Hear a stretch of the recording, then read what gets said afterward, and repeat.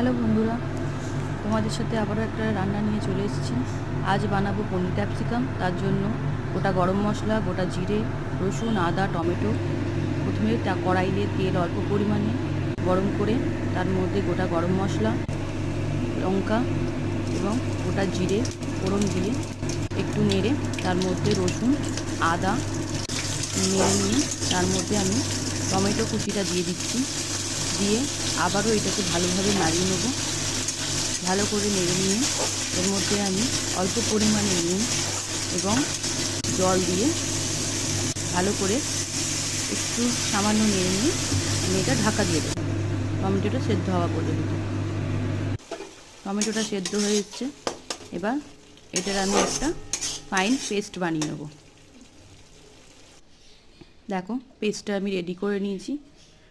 আবারও কী করবো, ওই কড়াইতে তেল গরম করে তার মধ্যে পেঁয়াজ কুচি ভালো করে নিয়ে তার মধ্যে আগে থেকে বানিয়ে রাখা পেস্টটা দিয়ে ভালো করে কষিয়ে নিতে হবে। কষিয়ে নিয়ে নেড়ে একটু সামান্য নেড়ে ছেড়ে এর মধ্যে আমি একে একে হলুদ গুঁড়ো, লঙ্কা গুঁড়ো, জিরে গুঁড়ো দিয়ে ভালো করে কষিয়ে নেব। দিয়ে ভালো করে কষাতে হবে। দিয়ে ওপর নুন দিয়ে আমি মশলাটাকে কষিয়ে নিয়েছি। মশলাটা কষে তেল ছেড়ে দিলে এবার এর মধ্যে আমি ক্যাপসিকাম এবং আগে থেকে পনিরটা দিয়ে দিলাম। দিয়েও আবারও আমি এটা একটু নেড়ে চেড়ে নেব।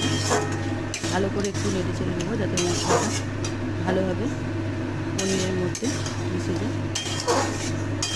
ভালো করে নেড়ে চেড়ে নিলাম।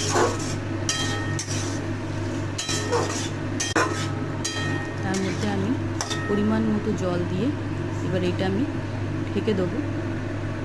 ফুটে উঠলে আমার পনির ক্যাপসিকাম রেডি। আমি ঢাকা দিয়ে রেডি আমার পনির ক্যাপসিকাম। আপনারা চাইলে লুচি বা পরোটা সাথেও সার্ভ করতে পারেন। খেতে খুবই ভালো হয় এবং আপনারা প্লিজ একবার ট্রাই করবেন এবং আমাকে কমেন্টে নিশ্চয়ই জানাবেন।